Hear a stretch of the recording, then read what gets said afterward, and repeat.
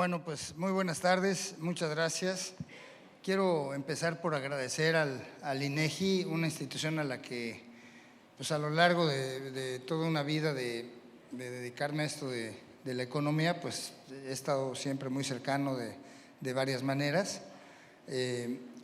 Agradecer por parte del Consejo Coordinador Empresarial, que es a quien se le hizo esta invitación, y voy a dedicarme en los próximos minutos a hacer una presentación que realmente no tiene así un hilo conductor igual o parejo a lo largo de la presentación, sino son dos temas en realidad y quizá un tercero, ¿no? Primero, hablar un poco sobre la economía de México, los desafíos que enfrenta en la actualidad, que son muchos, como lo vamos a ver, y cuáles son las oportunidades que hay también y cómo se podrían más o menos aprovechar. Y después de esto voy a hacer ya se ve ahí, se va. Voy a hacer una exposición, digamos, bastante breve sobre el tema de mejora regulatoria a nivel subnacional, que me pareció que era un tema relevante para atraer a este foro. Eso es un tema muy importante y bueno, ya hablaré un poco más de él.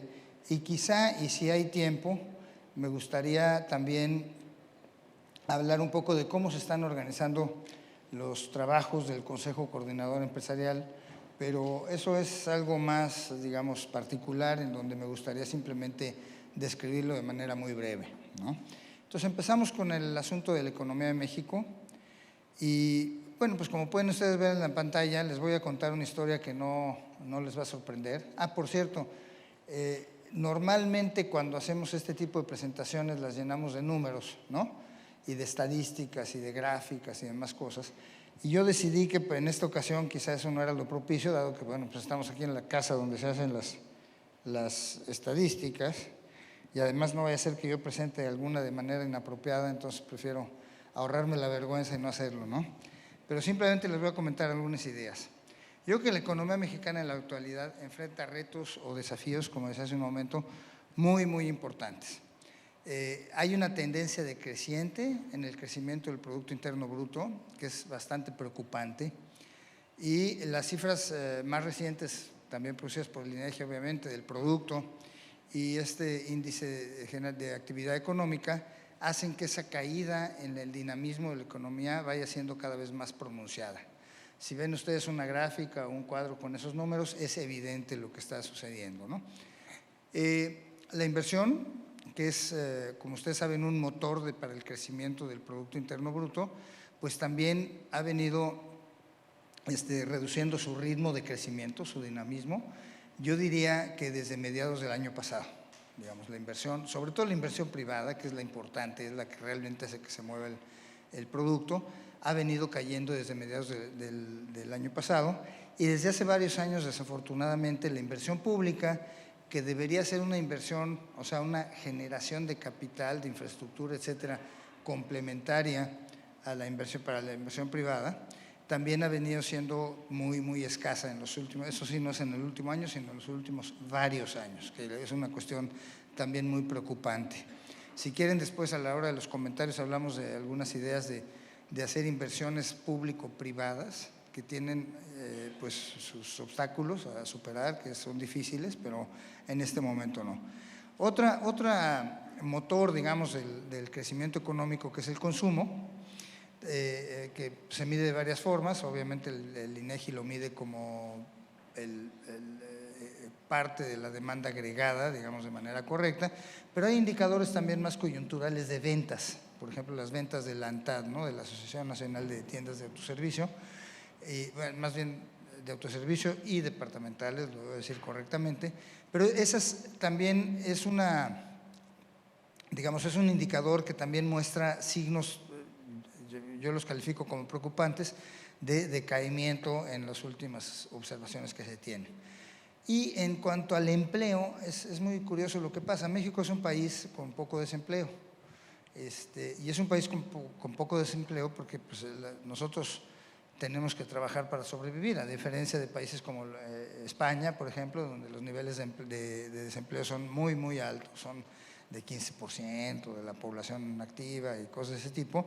Bueno, pues lo que pasa es que los seguros de desempleo son digamos, generosos en los países más avanzados, entonces la gente se puede pasar un buen tiempo sin trabajar y digamos, viviendo, obviamente no tan bien como trabajando, pero sí sobreviviendo de manera digna. Bueno, pues acá es más escaso todo eso, totalmente escaso, ¿no? El desempleo, o sea, la parte de los trabajadores de la población económicamente activa que quiere trabajar y no puede, es relativamente bajo en México, es muy bajo, pero también con cifras obviamente aquí del INEGI, lo que se ha estado observando recientemente es un deterioro en la calidad del empleo, ¿no? Hay un índice que se me va ahorita el nombre, no está ahí, no está, pero digamos, que trata de medir la precariedad de los empleados, ¿no? Y ese índice, por ejemplo, gente que trabaja mucho tiempo y gana muy poquito, o gente que trabaja poco tiempo y quisiera trabajar más, en fin, es una combinación de números de esa forma que me parece que es bastante ilustrativo, y pues también ha venido deteriorándose esa calidad del empleo, ¿no? Y otro indicador que también apunta en la misma dirección, y es que el porcentaje de la población económicamente activa que está empleada y que gana hasta un salario mínimo se ha venido incrementando en el margen, digamos, en los últimos meses. Y eso, bueno, pues también, digamos, es una cosa que preocupa, que llama la atención, y sobre todo, y perdón que entre en este detalle sin que esté ilustrado, si uno viera que porque subió el salario mínimo, los que antes ganaban entre uno y dos salarios mínimos, ahora caen dentro de los que ganan hasta un salario mínimo, bueno, pues sería muy explicable, pero resulta que no es así. Esos también crecen, y los que están decreciendo son los que ganan más de 3 salarios mínimos de manera pues más o menos rápida, y eso pues también preocupa. Y finalmente, bueno, la inflación está por arriba de la meta, ¿no? De la meta que tiene el Banco de México, que es por donde, la meta donde quiere llegar, ¿no? El comercio, en términos de comercio exterior, por el momento, digamos, coyunturalmente, como que no hay mucho que decir. Simplemente hay menos exportación, no menos, sino un crecimiento menor de las exportaciones y de las importaciones, pero eso está pasando en todo el mundo. El comercio internacional en general se ha venido cayendo, y ese es también un motivo de preocupación, pero digamos de tipo más global que nacional, doméstico, ¿no? Entonces, bueno, ante todos estos desarrollos, las expectativas del crecimiento, hay una encuesta que hace el Banco de México que va y le pregunta a todos los que hacen proyecciones, ¿cuánto espera usted que la economía crezca este año? Han venido cayendo mucho. La semana pasada la volvió a reducir el Citibanamex, que es un departamento de ese banco importante, la redujo a 1.2%, y apenas el día de ayer el Banco de México también redujo su expectativa. Ellos dan un rango, pero la mitad de ese rango es 1.3%, que son muy bajas. Entonces, yo creo que en poco tiempo, digamos, la expectativa de crecimiento para 2019 va a converger más o menos hacia el 1%. ¿Por qué? Pues por pura, digamos, no tengo ningún modelo que lo diga, pero a mí se me hace que más o menos por ahí va a ir. Sin embargo, digo, todo esto suena muy oscuro, pero hay un lado más sólido de la economía mexicana, y que es muy, muy importante. Es más, es por donde ha fallado la economía mexicana en los últimos años, bueno, no es cierto en los últimos años, en los episodios en donde ha habido crisis económicas importantes. Uno de ellos es la estabilidad financiera, otro es la estabilidad del tipo de cambio, y el otro es la disciplina en el manejo de las finanzas públicas. Esos tres aspectos son bastante sólidos hasta la fecha en este año. Se han mantenido bastante bien. La estabilidad financiera, ustedes recuerdan la crisis monumental, digamos, macroeconómica de 1994. Bueno, pues había un quebranto bancario evidente, ¿no?, que hizo que esa crisis fuese muy pronunciada. En esa época también, como en todas las demás crisis que yo recuerde que hemos tenido en México, el tipo de cambio como que estaba muy intervenido, es decir, el Banco Central impidiendo la devaluación, ya sea mediante un tipo de cambio fijo y poniendo los dólares que hiciera falta para ello, o casi fijo. y hasta que, bueno, pues se quedaba sin municiones para hacer eso, y entonces ahí es donde se soltaba el tipo de cambio, y fueron unos saltos brutales de un día para otro. Varios de ustedes se han de acordar, yo me acuerdo desde la de 1976, ¿no? que la economía tenía, venía de un periodo de 22 años o 24 años, algo así, de un tipo de cambio fijo. Entonces, el día que ya se le acabó las reservas internacionales al banco y que se devaluó, bueno, fue una crisis además de que nadie sabía qué estaba pasando, porque pues, las generaciones no conocían eso, ¿no? Ahora es un poco distinto, el tipo de cambio, y lo vamos a ver con un poco de detalle después, está bastante flexible y estable, ¿no? Y eso es también muy importante. Y por otro lado, el tema de la disciplina fiscal. El gobierno ha dado pruebas hasta ahorita de un compromiso bien importante con el tema de la disciplina fiscal.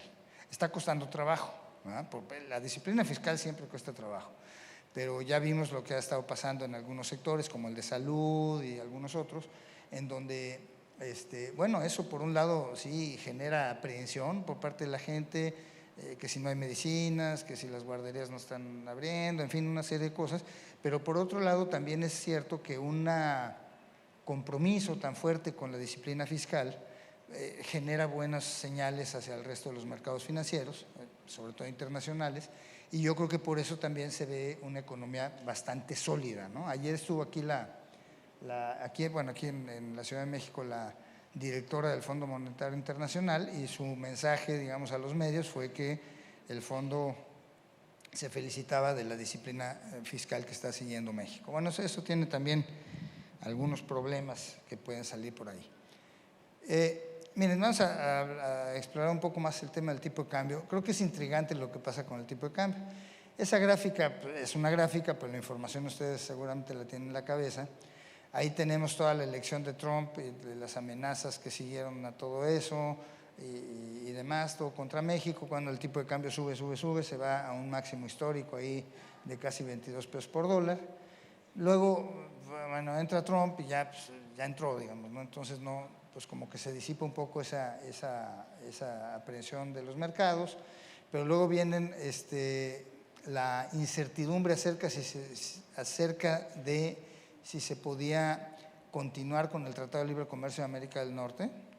Entonces, bueno, también todos los mercados muy nerviosos. Coincidió con las elecciones en México, otro motivo de nerviosismo en los mercados.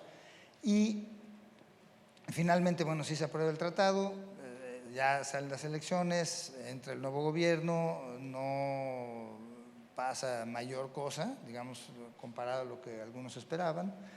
Y luego, cuando entra, bueno, todavía no entraba el nuevo gobierno, pues se hace la consulta para cancelar el aeropuerto de la Ciudad de México, se ponen todos los mercados muy nerviosos de nuevo, vuelve a haber un repunte, pero de entonces para acá ha habido bastante estabilidad en el tipo de cambio. Y esto, en un contexto, me gustaría, este es un comentario en particular de lo que está pasando desde mi punto de vista en términos de la política monetaria del país. O sea, ya vieron lo que pasó con el tipo de cambio, ahora vean lo que está pasando con estas cosas. Los créditos que dan los bancos al consumo, para el consumo, para los consumidores en general y para las empresas, ahí están las dos, la línea verde es el de las empresas, la línea azul es la línea roja cortada es el crédito a los consumidores, y los dos muestran tendencias a la baja, pues también como que muy sostenidas, ¿no? Y digamos eso, pues, poco crédito, digamos, en el país, ¿no? Y la tasa de interés, esa tasa que está ahí en una raya roja, digamos, es que al final dice 8.25, es la tasa de política monetaria que fija el Banco de México, ¿no? Entonces, fíjense cómo esa tasa sube mucho. En realidad, visualmente no hace muy buena, no se aprecia muy bien, pero la tasa de interés actual de política del Banco de México, esa de 8.25%, es el doble, yo creo, de la parte mínima que tuvo hace unos años, ¿no? En el 2014, algo así. O sea, es un aumento de tasa muy importante el que se da. Y eso lo hace el Banco de México para cumplir con su objetivo, ¿no? Entonces, digamos, la combinación, quédense con el mensaje, tasa de interés alta, poco crédito bancario, ¿no? Poco crédito bancario al consumo y poco crédito bancario a las empresas. Entonces, hay un tema de política monetaria que yo les quisiera comentar, y este es mi punto de vista. Aquí el presidente del INEGI, que viene del Banco de México, quizá no estaría muy de acuerdo conmigo, pero es mi interpretación. En el año 2018, si ustedes lo recuerdan, sobre todo en la segunda parte, el nivel de incertidumbre que como que gravitaba sobre la economía mexicana era brutal, era impresionante. No se sabía si se iba a haber tratado de libre comercio o no. El presidente de Estados Unidos cada tercer día amenazaba con que se retiraba, que el TLC, el TLCAN, con sus palabras, el peor tratado de libre comercio de la historia. Bueno, una bola de amenazas así increíbles para revocar el TLC, y bueno, pues es el presidente de Estados Unidos.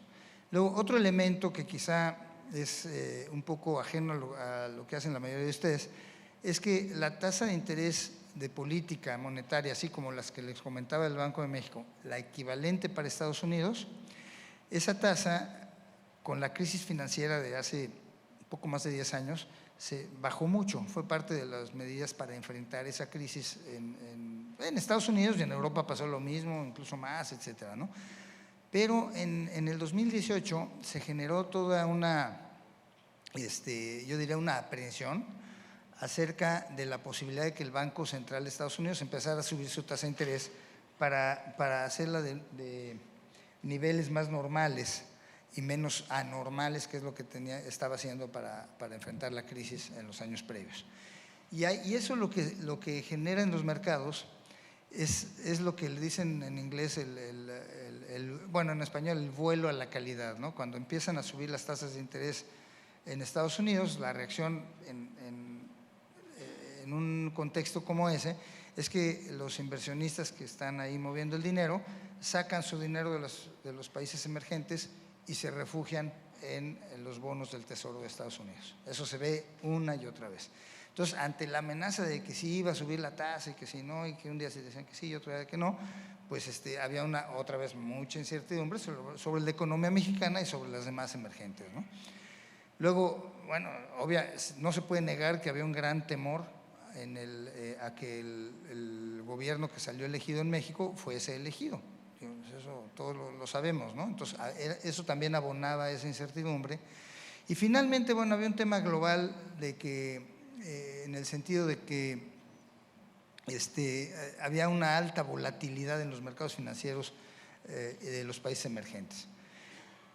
Si lo piensan, estos cuatro riesgos ya no… perdón, iba a decir, y en ese contexto, el Banco de México yo creo que fue muy acertado en tener una posición muy fuerte de política monetaria, es decir, de aumentar la tasa de interés como la aumentó, para mitigar el impacto sobre la inflación que esa incertidumbre podía tener, ¿no? Y yo creo que fue bastante exitoso. El tipo de cambio, si bien tuvo sus sobresaltos muy pronunciados como estuvo ahí, como lo vimos, perdón, en la lámina que presenté, pues tampoco se salió de control y se fue así a cualquier nivel, sino más o menos se fue controlando. Pero el punto es que hoy día estos elementos de incertidumbre pues se han disipado bastante, digamos, ¿no? Ya se aprobó el Tratado de Libre Comercio, no está tan mal, ¿no? En Estados Unidos el Banco Central ya declaró que no va a subir la tasa de interés por lo menos en 2019 y como que se tranquilizaron mucho las cosas. El gobierno en México ya se eligió y pues tampoco se cayó el mundo a pedazos, ¿no? Y la volatilidad que afecta a los mercados emergentes, que no tiene mucho que ver con México, pero también se calmó bastante. Entonces, el punto, la idea que yo tengo es que seguimos con una tasa de interés muy alta, pero en una situación que ya no es tan incierta. Casi iba a decir que ya no es tan necesaria la tasa de interés tan alta, ¿no? Pero eso no sé, digo. Pero digamos, una tasa de interés que se eligió su nivel para una situación de muchísima incertidumbre, la verdad es que ya no hay tanta incertidumbre. Y entonces, a mí me parece que eso eleva el costo del capital. ¿Para quiénes? Para los consumidores, por supuesto, pero también para las empresas que no tienen acceso a otros mercados de capital o de deuda, ¿no? Hay empresas, las empresas muy grandes que tienen acceso a los mercados internacionales y que muchas de ellas además son exportadores, pues el hecho de que la tasa de interés en México sea muy alta o no es relativamente poco importante, ¿no?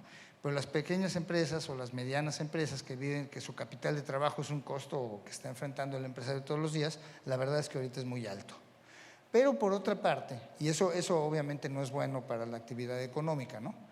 Pero por otra parte, los mercados financieros, digamos, la diferencia entre las tasas de interés mexicanas y la del resto del mundo es muy alta, porque la subimos mucho el año pasado para enfrentar aquella incertidumbre. Y entonces hay mucha entrada de capital financiero, ¿no? Para aprovechar ese diferencial de tasa que hay en México. Digamos. Entonces eso es lo que, a mi modo de ver, está manteniendo el tipo de cambio muy estable en este momento. Pero ojo, es muy estable a costa del costo del crédito que se ha estado elevando para quienes no tienen acceso a otras tasas. Es una situación que me parece que está cooperando para la reducción en la actividad económica. Y hay algo que no le voy a entrar ahorita porque es un poco más de temas de cambiarios y de política monetaria, pero también que estamos viviendo un contexto inédito. Creo yo que es la primera vez en donde estamos en una situación de total apertura del mercado de capitales y de cero intervención del Banco de México en el mercado cambiario. La última vez que intervino el Banco de México en el mercado cambiario fue en 2017, en la primera parte, creo que en el primer trimestre o por ahí entre el primero y el segundo trimestre. Entonces, los dólares entran a México, salen de México y el tipo de cambio se ajusta para que el mercado se resuelva, ¿no? Y sin ninguna intervención del Banco Central. Entonces, eso es algo que desde mi punto de vista alienta la inversión financiera en el país, inversión de gente que busca rentabilidad a corto plazo, ¿no? Entonces, bueno, pues esa es la explicación alternativa que yo tengo. Debía haber mostrado esta lámina antes, que la tasa de interés elevada ahora cubre otros riesgos internos, ¿no? Y mantiene el tipo de cambio, digamos, estable. Pero los riesgos para los que se elevó esa tasa de interés se disiparon. Yo creo que en el momento la inversión privada ve otros riesgos y la tasa los está más o menos cubriendo para que el tipo de cambio no se descarrile, ¿no? Es decir, no es tanto que haya mucha credibilidad en México, es que es muy atractiva la inversión en México, ¿no? De corto plazo, digamos, ¿no? La inversión privada fija, pues sí, como ya lo habíamos comentado, está bastante detenida, ¿no? Bueno, déjenme pasar un poco los riesgos. Aquí me voy a ir rapidísimo porque ustedes los conocen perfectamente. Los riesgos para la economía mexicana es que el bajo ritmo de crecimiento puede afectar a los ingresos públicos, ¿no? O sea, los ingresos del erario federal se mueven prácticamente mano con mano con el Producto Interno Bruto, digamos, más o menos igualito. Entonces, pues el Producto Interno Bruto está creciendo menos, quiere decir que los ingresos del erario federal van a ser menos, y sin embargo el gasto se fija con otra lógica, ¿no? El gasto se fija con una lógica política, se aprueba un presupuesto y se dice se puede gastar hasta tanto y demás. Entonces, por eso es que estamos viendo los recortes que está haciendo la Secretaría de Hacienda, que algunos que los anuncia, otros que no los anuncia, pero realmente se está ocupando mucho de hacer esos recortes para que lo que ellos están viendo que va a caer el ingreso respecto a lo que se programó originalmente en el presupuesto, pues sea compensado con menores gastos. Y esto hace que, como dicen vulgarmente, que rechinen las cosas, y lo estamos viendo pues, cada vez más seguido, ¿no? Esto además en un contexto en donde el costo financiero de la deuda pública federal es muy alto y las pensiones, el gasto en pensiones no hace más que crecer, crecer y crecer, ¿no? Hay una preocupación también con la reasignación de los recursos, ¿no? Hay varios programas que se están reduciendo bastante. Por ejemplo, el programa ese que se llamó Progresa y luego Oportunidades y luego Prospera y no sé qué, prácticamente está desmantelado. El gasto estatal en salud ya se eliminó en 8 estados, ¿no? En fin, hay varios gastos que se están reduciendo mucho, los oímos todos los días, y la intención que se ve del gobierno es dirigirlo hacia otros proyectos o otros programas cuya rentabilidad social no está demostrada, vamos a decirlo así, ¿no? Ni económica ni social. Entonces, bueno, pues hay un tema también importante ahí. Y un Plan Nacional de Desarrollo que salió con objetivos muy ambiciosos, pero sin ninguna definición hasta el momento para lograrlos. Falta, por cierto, una parte importante del plan de desarrollo, en la medida que es importante siempre, es los programas sectoriales, ¿no? Hay algunos que sí son bastante relevantes, por ejemplo, el programa de comunicaciones, el programa de agua, eso tiene que tener proyectos ahí, por lo menos intención de tener esos proyectos a lo largo del sexenio, ¿no? Eso falta, entonces ahí hay que ver cómo salen. Y otro riesgo evidente es que la economía mundial se está debilitando mucho. Hay menos perspectivas de crecimiento por todas partes, aunque aún no se ha materializado ese bajo crecimiento en Estados Unidos, y eso está a nuestro favor, ¿no? Esto conviene porque pues eso nos jala a esta economía, ¿no? Miren, hay una gran discusión si la economía puede crecer al 4% o no puede crecer al 4% o al 6% o algo así. Yo soy de los economistas que piensan que la economía puede crecer, una economía del tamaño de la de México, vamos a decirlo así, puede crecer más o menos dependiendo de la inversión que se haga, ¿no? Entonces, si ustedes ven, ahí puse un rango entre 4 y 6%, así en unas líneas que son como moradas. Y sí hay, por ejemplo, en los 90 se creció en algunas ocasiones más o menos en ese rango, dentro de ese rango. El crecimiento después de la crisis de 94-95 fue muy alto y muy sólido, fue un promedio de 5%. Esa es la última etapa y fueron 4 años, no fueron 2, que se tuvo de un crecimiento significativo. Y después ha habido otros, ahí en el gobierno, al final del gobierno del presidente Calderón también hubo algunos años de crecimiento de alrededor del 4%, pero son pocos los episodios realmente, y eso es lo que tiene a la gente muy desilusionada. Pero si vemos, digo, ahí medio se alcanza a ver, lo que es la constante es que en los altos periodos, cuando el crecimiento ha sido alto, como el que ahora se aspira, es porque ha habido inversión, digamos, es parte de la demanda agregada. Es una constante. Un periodo de crecimiento que se da de los niveles que se desean siempre coincide con que la inversión es alta. A veces coincide o casi siempre también con periodos en donde el consumo tiene dinamismo y en algunas ocasiones cuando los precios del petróleo repuntan. Pero digamos, el mensaje de esta lámina o de este momento es decir, lo que necesitamos es inversión.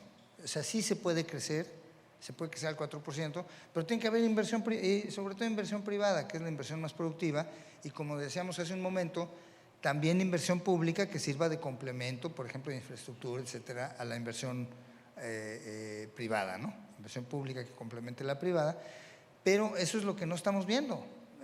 Lo que tiene muy pesimista a mucha gente es que sabemos que esto es clave y no se está dando. ¿Cómo se puede dar? Bueno, pues aquí hay una gran cacofonía, yo diría, por lo menos la que yo oigo, ¿no? Porque hay gente que dice, bueno, es que ahora que los chinos y los americanos están peleando comercialmente, los americanos importan una serie de productos, digamos, bastante básicos, que se podrán producir en México y en el sureste. Bueno, sí, pero la verdad es que no se producen o no se exportan porque los chinos, por una razón u otra, los hacen y los ponen en Estados Unidos más barato que lo que podemos hacerlo nosotros. Es tan sencillo como eso, ¿no?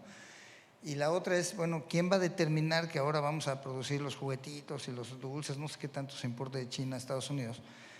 Pero eso es una decisión descentralizada. Esta sigue siendo una economía de mercado en donde las personas que tienen que invertir tienen que tomar la decisión de invertir para hacer los juguetitos, pues, ¿no? Por un ejemplo, para hacer esas cosas.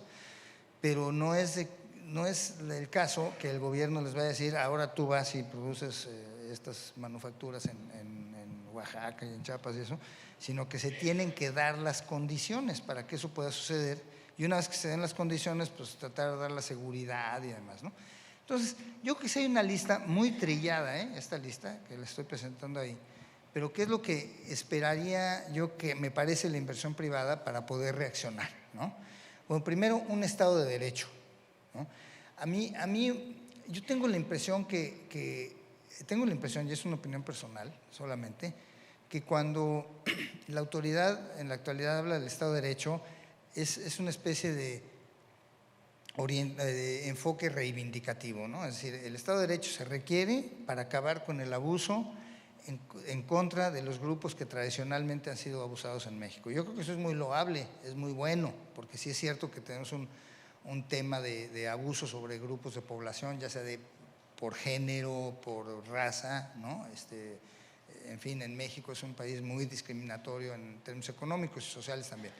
Y es muy importante. Pero también es importante que la vía pública, por ejemplo, que los vías de ferrocarril, que todo esto, que los grupos de población que sean de las características que sean, no se apropien de los bienes públicos, ¿no? Digamos, buena parte del comercio, que las estadísticas, nuevamente el INEGI indica que estamos en niveles, me parece que por arriba del 55% de la informalidad en el mercado laboral. Otra manera de ver esa informalidad en el mercado laboral, y a mí me gusta verlo así, es personas que se están apropiando, se está privatizando el espacio público. Las banquetas de la Ciudad de México están privatizadas, nada más que no están privatizadas por los ricos que siempre vemos, sino por una bola de personas que no los vemos así, pero están siendo privatizadas, igual que el transporte público, igual que muchas cosas, pero sin ninguna regla, etcétera, ¿no? Entonces, eso también, el Estado de Derecho, digamos, en una manera comprensiva, es muy importante para que la inversión se haga. Eso incluye lo que dice abajo, que los procesos judiciales sean claros, que sean predecibles, es una palabra medio inglesa esta, ¿no? Pero que, digamos, los procesos que dicen, bueno, si pasa A, entonces va a pasar B, y si pasa B, entonces C, ¿no? Digamos, pero que no sé, si pasa el primer paso del proceso judicial y luego quién sabe qué nos vamos a encontrar, pues genera una incertidumbre bárbara, ¿no? Disciplina fiscal, que es con la que está cumpliendo el gobierno muy fuerte, digamos, como decíamos hace rato, es también necesario. Hay un tema de inclusión y competencia. El crecimiento en México no ha sido incluyente. Y una manera de verlo es que las empresas ganadoras de todo casi siempre son las mismas, ¿no? Entonces hay poco surgimiento del empresariado, del emprendimiento, ¿no? Y eso, bueno, pues también tiene sus causas y es un tema que hay que atacar. Luego, la economía mexicana es bien costosa, si nos ponemos a ver. O sea, cualquier proceso de producción y después comercialización de cualquier producto, pues tiene que lidiar con temas de seguridad, que son fuertes, digamos, ¿no? Tiene que lidiar con temas de transporte. Por ejemplo, el Plan Nacional de Desarrollo tiene una cosa muy buena, que hace mucho que no estaba ahí, que dice, hay que promover las carreteras sin cuota, ¿no? Digo, hemos llegado a una situación en que la carretera de cuota pues, está más o menos decente, carísima, y las carreteras sin cuota son intransitables, ¿no? Digo, pues el carro se puede ahí romper a la mitad o algo así. Es una cuestión además bien injusta, ¿no? Pero más allá de ser injusta, pues también eleva los costos de transporte para las empresas, pues, ¿no? Hay temas de regulación muy fuertes, voy a hablar un poco más de eso después, temas también de aduanas y en general esta palabra que un amigo nuestro está poniendo de moda en el ámbito económico, que es México es una economía en donde la extorsión está presente en todas partes y eso eleva los costos de todo, digamos, ¿no? Entonces hay que bajar los costos de la economía porque es muy cara la operación en la economía de México, ¿no? Y por eso es que, pues, yo creo que por eso excluye muchas cosas. Hay que tener evaluación de proyectos. Miren, a mí sí me duele que toda la discusión que se da en la opinión pública sobre ciertos proyectos, ustedes saben cuáles, se habla que si tienen el impacto ambiental, el estudio de impacto ambiental, que si tienen esto, pero nadie dice si vale la pena hacerlos o no, y para eso conocemos, aquí Julio Santaella es bastante experto en eso, métodos que no se tienen que inventar, que han estado ahí siempre, que son las evaluaciones de beneficio-costo de los proyectos, ¿no? Bueno, la ley de presupuesto obliga a que cualquier proyecto de inversión que tenga dinero del Estado tenga ese estudio de beneficio-costo y no se ha cumplido. No se ha cumplido en este gobierno, tampoco en el pasado, ¿eh? Y digamos, es una cuestión en donde de cumplimiento de la ley básica, ¿no? Pero no se ha hecho. Entonces, estamos en la discusión de que si los proyectos son regionales, que si son ambientales, que si los ecologistas se quejan, pero nadie ve si vale la pena. Que tengan un beneficio costo positivo, vamos a decirlo así, quiere decir que económicamente tengan sentido. Y es muy raro que eso no esté en la discusión, ¿no? Pues hay otras cosas, ¿no? Muchas otras. Bueno, y el tema de la competitividad, evidentemente hay una ola, digamos, de aumentos salariales, un nuevo sindicalismo en México, por cierto, en mi opinión, con aspectos muy positivos, pero también con ciertos riesgos. Entonces hay que evitar también que los salarios empiecen a crecer más de lo que deberían, digamos, en términos de la productividad, ¿no? Bueno, algunas políticas que por lo menos a mí se me ocurren, ¿no? Miren, y me estoy extendiendo un poquito de más, pero por ejemplo, si China realmente y Estados Unidos se llegan a empezar a cerrar avenidas, esto que le dicen en inglés, esto yo lo aprendí recientemente, ¿no? Pero se me hace muy bueno. Hay ferias que se pueden organizar, que la Secretaría de Economía, alguien así, por el sector privado mismo los puede organizar, que por ejemplo, si se obstruye el comercio de China a Estados Unidos en ciertos sectores, se identifica, y para eso la sesión pasada de ahorita es importante, ¿no? Porque ahí el tema de información a nivel subnacional y que el INEGI puede colaborar, se pueden identificar estas oportunidades. Es decir, bueno, mira, en tal línea de tal producto, no voy a poner un ejemplo porque me da miedo hacer el ridículo, pero digamos, en tal línea de tal producto, que es algo que entraba de China a Estados Unidos, por ejemplo, pues como que hay el potencial, no sé, en Durango, ¿no? En Michoacán, lo que sea. Bueno, pues ¿por qué no hacer una feria y traer a los que importan esas cosas a Estados Unidos, invitar a los que creemos que son los que podrán cubrir eso y presentarlos, ¿no? Ese es el matchmaking famoso y parece que está dando buenos resultados en muchas partes del mundo, ¿no? Digamos, son este tipo de contactos que se pueden hacer. ¿No? Luego, algo que yo he traído en la cabeza hace tiempo es, debe haber manera de identificar algunos sectores y regiones en el país que tienen potencial de productividad, ¿no? En el sentido de la productividad factorial de las empresas, ¿no? Y bueno, hay una banca de desarrollo que, en mi opinión, desde que yo la conozco, ha estado como dando palos de ciego, así como las piñatas, ¿no? O sea, que un día llega algún presidente y dice, no, pues ahora hacer uniones de crédito, y el otro día, no, pues lo que se necesita es apoyar las cadenas de exportación, y el otro, pero como que no tiene una vocación muy clara, ¿no? Y yo creo que en mi opinión, con la limitada actividad que esta banca de desarrollo debería tener, sí podría enfocarse a buscar esas oportunidades de productividad. Yo creo que sí las debe haber y creo que hay, y por cierto, ahí se puede trabajar con la información de ustedes en el sentido de tratar de identificar esos sectores o esas áreas, ¿no? Eso también se puede hacer. Y otras cosas, bueno, acuerdos de inversión y cooperación con otros países, eso está en la agenda. Yo creo que da poco, realmente es muy importante para nosotros Estados Unidos, aunque hay que seguirlo haciendo. Y lo que sí tiene que hacer el gobierno es garantizar un nivel de infraestructura un poco mejor que el que tenemos, ¿no? Y garantizar la certidumbre jurídica y económica. Y creo que eso también es bastante mejorable respecto a lo que está pasando.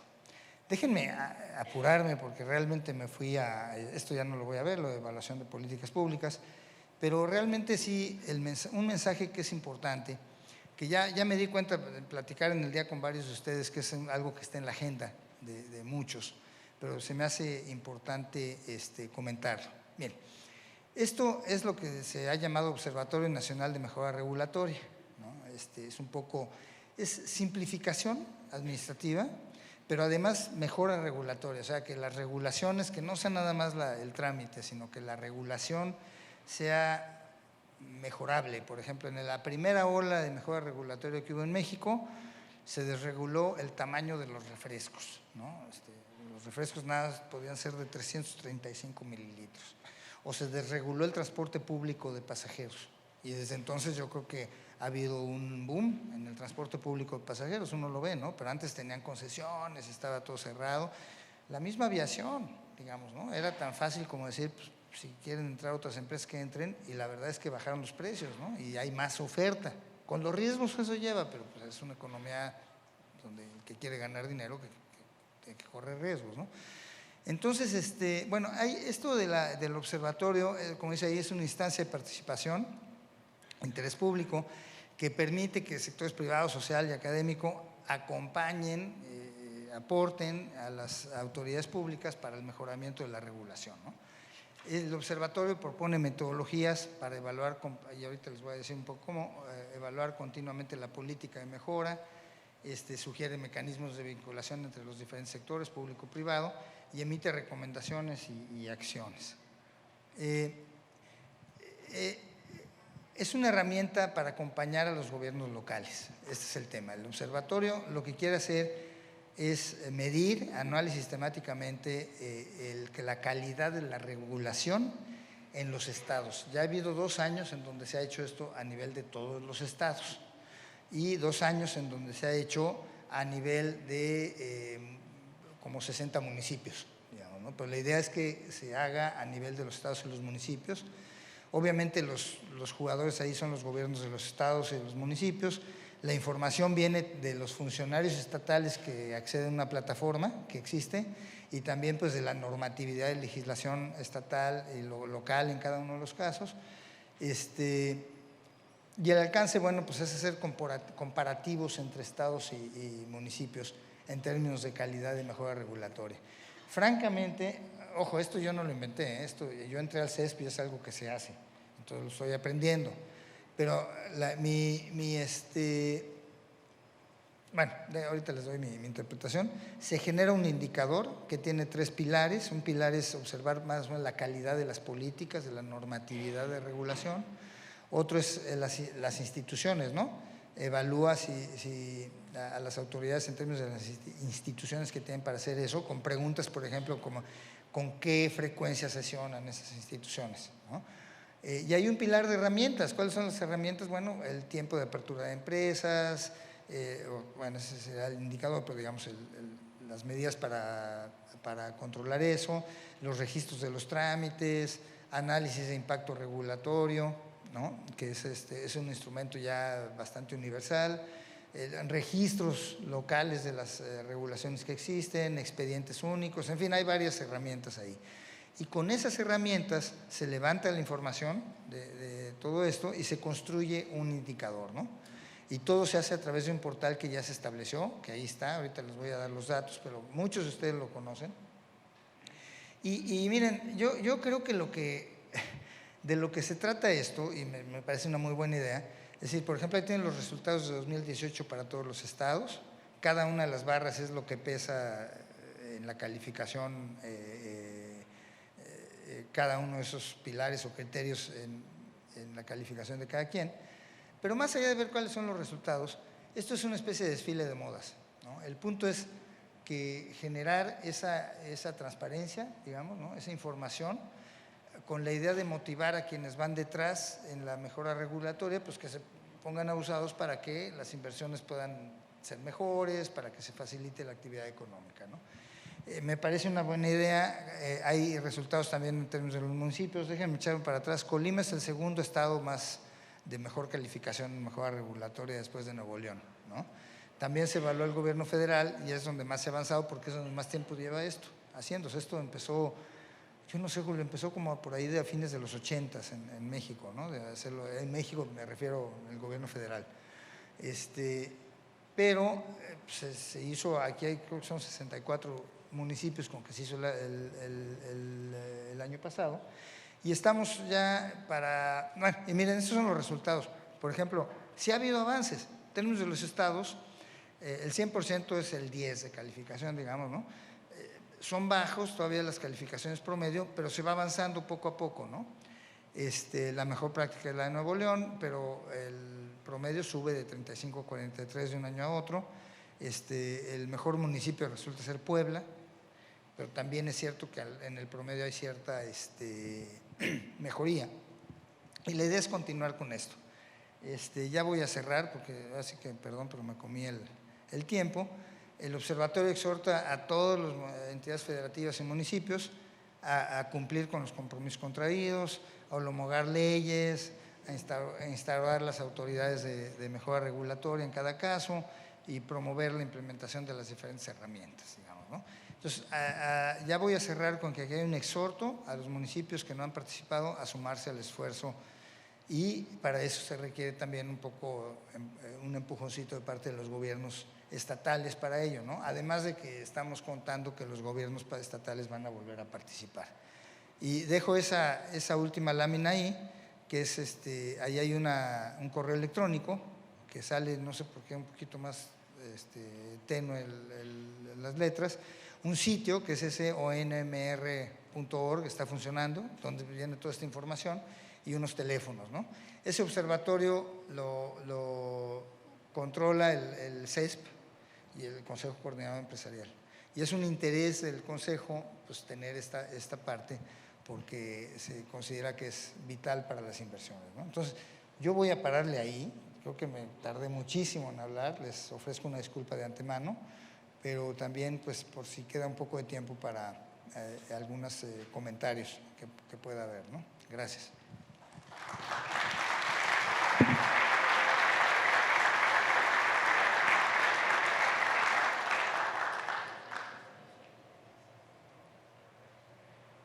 Damos paso a sesión de preguntas y respuestas.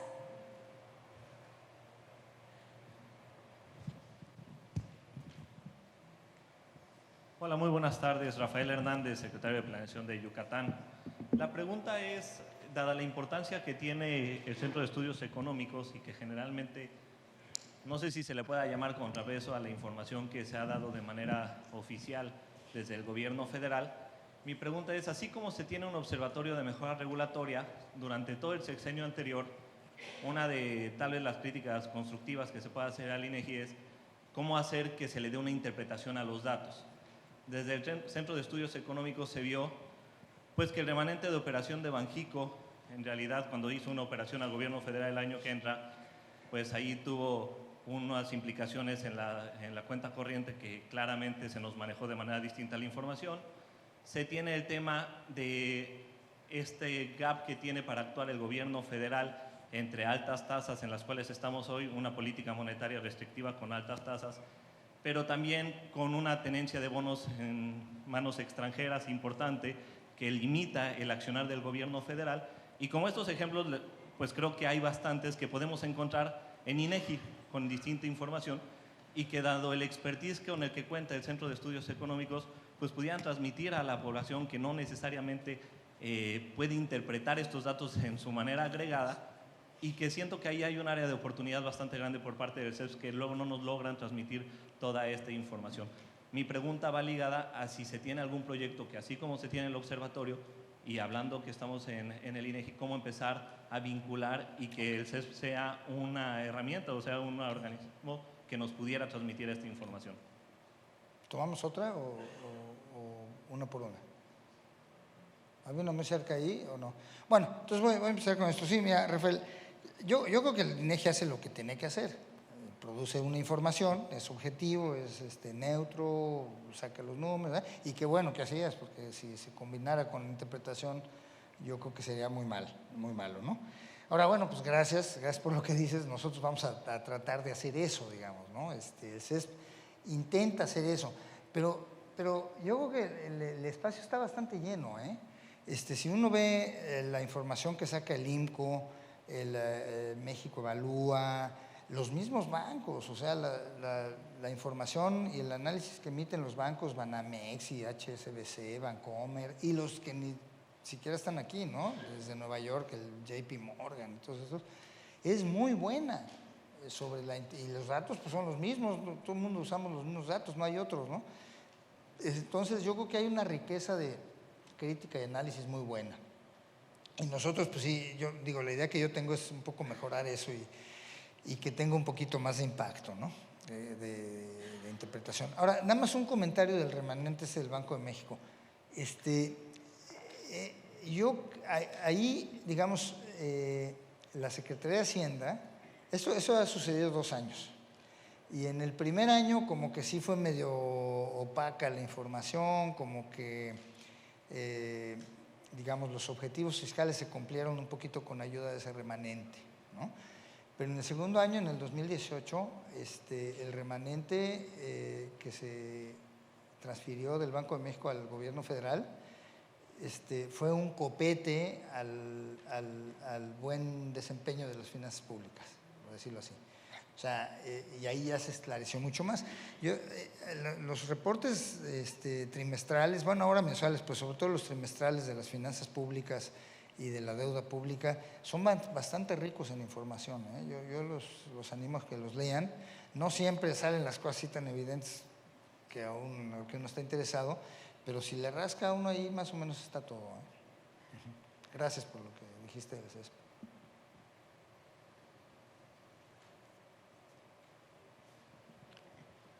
Gracias, muy amable. Ricardo Serrano, de la Secretaría de Planeación de Aguascalientes. Agradecerle sus comentarios. Yo quisiera solamente hacer una reflexión, dos reflexiones, una chiquita y una un poquito más larga. La chiquita es, a veces parece que en el INEGI hacemos la información para que nadie la lea, ¿no? Necesitamos ponerlo al nivel de la gente que de a pie, pues me parece que eso hace mucha falta que se tome en cuenta para que cualquiera pueda entrar a un espacio y poderlo revisar y poderlo integrar a sus conclusiones. La segunda es, nosotros deberíamos buscar la estrategia, que a mí me parece que el INEGI es el más adecuado, para que el presidente escuchara lo que tú aquí acabas de decir, por ejemplo, porque todo lo que tú dijiste es contrario a lo que el presidente está haciendo. Disciplina financiera, disciplina fiscal, innovación, inclusión. Por más que se diga que así es, debemos de buscar la forma adecuada porque nadie quiere que al presidente le vaya mal, ¿no? Entonces, a mí me parece que el INEGI tiene una gran oportunidad de poder convertir los datos en un discurso que el presidente pueda escuchar para que tome en cuenta la información a la hora de tomar las decisiones, porque ya se empieza a notar, y tú lo dijiste, en México no es que haya credibilidad, es que las tasas son muy buenas. Entonces, esto me parece que va a ser en el corto plazo. Yo diría, es momento de prender un foco más que amarillo y buscar cómo el presidente reflexiona con los datos en la mesa y se tomen decisiones con una visión de largo plazo, pues, por ejemplo, ¿no? Entonces, eso quería compartirte, agradecerte la información que nos compartiste. Muchas gracias, Ricardo. Déjame reaccionar en dos sentidos a esto. Yo estoy de acuerdo con, me da vergüenza, pero con la facilidad de acceder a la información del INEGI, ¿no? Mira, yo creo que tú y yo estamos en las mismas. Yo me acostumbré en mi carrera como economista, principalmente en el gobierno, pero también en algo de académico, pero que tenía que ver con ver la realidad económica del país, a que siempre, digamos, allí en el ITAM teníamos en ese centro de investigación algunos estudiantes que trabajaban ahí y de manera milagrosa se hacían expertos en tomar las cifras del INEGI y luego ponerlas en cuadros que ya para mí eran muy fáciles, ¿no? Luego, pues en el gobierno también tenía eso. El problema está cuando yo lo quise hacer, que ya no me salía muy fácil, ¿no? Yo creo que sí podría ser más amigable la parte del INEGI. Y quizás hacer varios niveles porque me parece que hay un dilema, entre más amigable es la información para verla rápido, luego también es menos profunda, es más limitada. Con el Fondo Monetario Internacional me pasa, ¿no? Que hay una página que se la estaba mostrando a Pablo ahí cuando empezó esto, en donde es bien fácil de ver la información como uno la quiere, pero es limitada. Entonces, si le quieres dar más cosas, que sea más rica, pues yo creo que se va complicando. Entonces, hay un dilema, me parece ahí. Pero sí, yo creo que es un buen esfuerzo, coincido contigo. Lo que sí, mira, yo tengo muchos diferendos como la manera en que el gobierno presenta las cosas. Pero en la parte fiscal y financiera, creo que poca gente es muy certero. O sea, tú ves el informe de finanzas públicas del primer trimestre del año. Digo, yo fui subsecretario de egresos cuando el mandato era controlar el gasto y era difícil hacerlo por muchas razones, ¿no? Siempre es difícil, pero yo creo que, bueno, yo lo veo difícil porque me tocaba a mí, pues es lo que quiero. Pero yo la verdad veo cómo se controla el gasto a nivel macroeconómico de este gobierno y digo, qué envidia me da, ¿no? O sea, digo, con la quinta parte de eso ya me hubiera dado yo por satisfecho.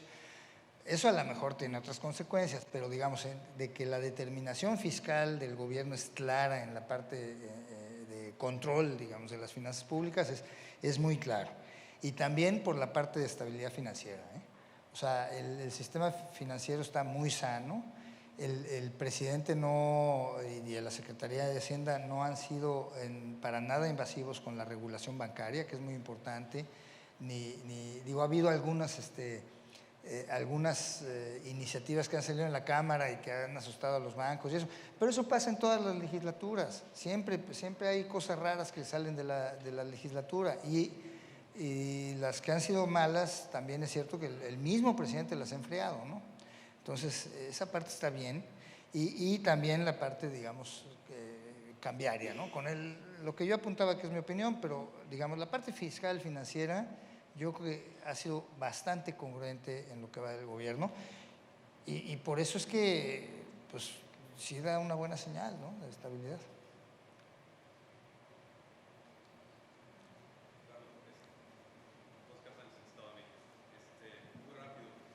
En tu gráfica del crecimiento desagregado, donde traes consumo, inversión, etcétera, es bien interesante cómo la caída del petróleo coincide con una expansión del mercado interno y se nos olvida poner ahí, valdría la pena poner la recaudación tributaria. Sí. Porque ahí está el boom de la recaudación tributaria, ahí mero. O sea, se cae el mercado externo y el mercado interno. O sea, hoy es bien fácil decir, y escuchamos hoy en la mañana, que el mercado interno no crece y bla, bla, bla. No es, o sea, en ese lapso se ve clarísimo cómo la economía creció por el mercado interno. En el momento que se cae el precio del petróleo y el consumo. Y ahora sí ya la pregunta, o sea, el Banxico hizo la proeza bueno, no sé, no hay que echarle toda la culpa al Banxico, que no se sienta mal Julio. Pero, o sea, sí, el alza de tasas de interés definitivamente detuvieron en parte aquel crecimiento. A riesgo de sonar sacrilégico, ¿cómo te sientes tú acerca de un cambio en el mandato de Banxico que incluya crecimiento? O sea, en un contexto en donde traes unas condiciones monetarias que están deteniendo la economía y por tanto, pues, de alguna manera, pues sí necesitamos una señal que nos diga ajusta, ¿no? Gracias, Oscar. Mira, déjame, yo creo que son dos puntos bien interesantes. El único que yo apuntaría en términos de la recaudación es que la coincidencia en el 2014 de la caída del precio del petróleo y la alta recaudación es que hubo una intervención, que fue una reforma fiscal muy recaudadora que se hizo, ¿no? Yo no creo que haya sido muy buena esa reforma fiscal, pero que sí tuvo, digamos, un efecto que me parece que no se anticipaba. Es decir, lo que está diciendo Oscar es muy claro. O sea, el precio del petróleo se cae en caída libre prácticamente en el 2014 y los ingresos del gobierno, bueno, del sector público, en vez de bajar, suben porque la recaudación fiscal más que compensa la caída de la recaudación por el lado del petróleo, digamos, de los ingresos petroleros. Eso pasó, pero también es cierto que eso fue producto de una reforma fiscal que yo creo, no sé, yo creo que nunca se imaginaron que fuera a ser tan recaudadora como fue, ¿no? Entonces, bueno, pues, por cierto, eso incluía la homologación del IVA en la frontera que fue muy productiva en términos de recaudación, ¿eh? Y ahorita, bueno, es otro tema. Pero sí, como tú dices, y además el consumo estuvo creciendo hasta hace poco, ¿eh? El consumo, digamos, agregado, ¿no? Entonces, sí es cierto. Ahora, el otro punto que señalas del mandato del Banco de México, yo nunca he trabajado en el Banco de México, pero pues recientemente sí estuve en contacto con esos temas más o menos. Pero digamos, los países que tienen mandato de ver, por ejemplo, estabilidad de la moneda o de la inflación y además de eso el empleo o el crecimiento, es la minoría. Lo que pasa es que, bueno, es Estados Unidos, entonces como que opaca mucho a todos los demás. También hay una externalidad muy fuerte en términos de que el país, digamos que, no sé si es el que lo inventó, pero el que lo puso muy de moda a la manera de hacer política monetaria ahora, que fue Nueva Zelanda y Australia, Recientemente también acordaron doble mandato, digamos, estabilidad de la inflación y empleo, crecimiento, alguna de esas otras, no sé exactamente cuáles son. Yo estoy en contra de esa idea. Yo creo que a mí me parece que no es una buena idea porque mete a los órganos de gobierno de estas entidades autónomas en un brete, ¿no? Les pones el dilema ahí encima a ellos y me parece que es un problema. Yo creo, pero aquí sí estoy hablando de manera totalmente especulativa, que todos los miembros de las juntas de gobierno de los bancos centrales que están en esto de controlar, de funcionar por metas de inflación, que digamos es como funcionan ahora todos los bancos. Yo creo que todos estos tipos en la cabeza tienen, en su conciencia, digamos, tienen el tema del crecimiento y del empleo. Y creo que sí está bien, porque ponerlo como mandato los va a hacer muy vulnerables a ellos, ¿no? Digamos, si fuera un mandato ahí, lee uno las minutas y casi que puede uno demandar a fulano, a sotano porque no cumple con el mandato que la Constitución le da, ¿no? Y casi que no va a cumplir con alguno de los dos, ¿no? En cada decisión.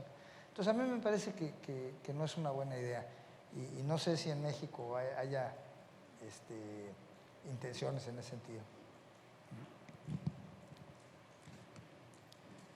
Doctor, sí, por favor. una más, No, dos reflexiones muy generales. La verdad es que como gobierno del Estado de Hidalgo, secretario de Desarrollo Económico del gobierno del Estado de Hidalgo, José Luis Romo, al ver lo que está presentando de las cadenas de valor, los clústeres, la nueva visión que quizás se le podría dar a la banca de desarrollo, creo que eso abre una agenda muy importante que puede tener el sector privado con los municipios, con los estados y repito, lo comentamos en el panel, Sí. no estar esperando de que venga el milagro de la federación hacia abajo cuando tienes tanta tela de donde cortar de abajo hacia arriba. Entonces creo que estando en el Centro de Estudios Económicos del Sector Privado abre una posibilidad muy importante para trabajar de la mano. La segunda reflexión tiene que ver con mejora regulatoria y aquí es una invitación, usted hizo el disclaimer, ¿no? De que ya estaba la metodología, pero creo que también el Observatorio de Mejora Regulatoria hay que desregularlo, porque lo que nosotros vimos y lo platicamos hace apenas algunos días con algunos presidentes municipales, es que en primer lugar no se está cubriendo todo el espectro. A ver, mejora regulatoria es para todos los trámites y interacciones que tiene un ciudadano. Y a veces, por ejemplo, el Poder Judicial, en donde hemos trabajado muchísimo en el estado de Hidalgo, fue el primer poder judicial en el país en entrar a cuestiones de mejora regulatoria, no tiene el peso que necesaria a veces merece, ¿no? Y en segundo lugar, la metodología está muy enfocada a enviar un cuestionario, respondes el cuestionario, mandas la evidencia y no se ve impactos. Creo que si lo quisiéramos desregular, pues mejor mandamos casos trazadores, quizás un mystery shopper, en donde realmente pues, si va una persona y vemos cómo está funcionando la desregulación en materia comercial, en materia del sector industrial, construcción, vivienda, etcétera, y haces lo mismo en las 32 entidades y lo haces lo mismo en un muestreo de municipios, pues te vas a dar cuenta si realmente estamos haciendo las cosas y no nada más llenando formatos y la evidencia, porque luego eso se presta, a ver, este sí cumplió con el marco rojo y la letra negra. Creo que hay cosas que podemos hacer todavía mucho más fáciles y en mayor impacto para todos los mexicanos. Gracias. Bueno, yo creo que son dos temas. El tema de a quiénes pones ahí, digo, a ver, la participación en esto es voluntaria, ¿no? Es muy interesante lo que dice el Poder Judicial. Yo soy de los convencidos que el atorón de este país está ahí, a nivel federal y estatal y de todo, ¿no? O sea, en esos procesos. Pero déjame pensar cómo podríamos incluir eso para que sea más comprensivo, los indicadores y demás cosas, ¿no? Del Poder Judicial. Yo nunca había oído esta reflexión, es casi obvia, pero tampoco tengo mucho tiempo oyendo esto, ¿eh? O sea, para mí esto es bastante nuevo, ¿no? Es algo que ya se venía haciendo. Pero se me ocurre, ¿sabes qué? Que podríamos en algún momento intentar hacer alguna reunión en donde para recibir retroalimentación, ¿no? De qué es lo que se hace bien, qué es lo que se hace mal. Hay mucha discrecionalidad del CESP en evaluar estas cosas. Ahora, yo creo que es difícil hacer algo que no sea discrecional, ¿no? Porque algo que te parece que es una buena regulación, te parece que es una mala regulación, o sea, como que no se va a poder hacer paramétricamente, nunca, ¿no? Pero debe haber maneras de limitar esa discrecionalidad o algo así. Pero yo lo que propondría, pero ahorita no concretamente, pues no tengo cómo, pero yo creo que sí, y lo voy a hablar con la CONAMED, a ver cómo hacemos para que ellos nos ayuden también a recibir retroalimentación en ese sentido. Creo que es una buena idea, ¿no? En general. Y para que el vehículo o el instrumento sea útil, porque si pierde credibilidad ante todo el mundo, porque no, pues es que llenas los formatos y el formato es rígido, no sé qué, empieza a perder credibilidad y pues ya no sirve, ¿no? Ya no sirve para lo que debería servir. Muchas gracias.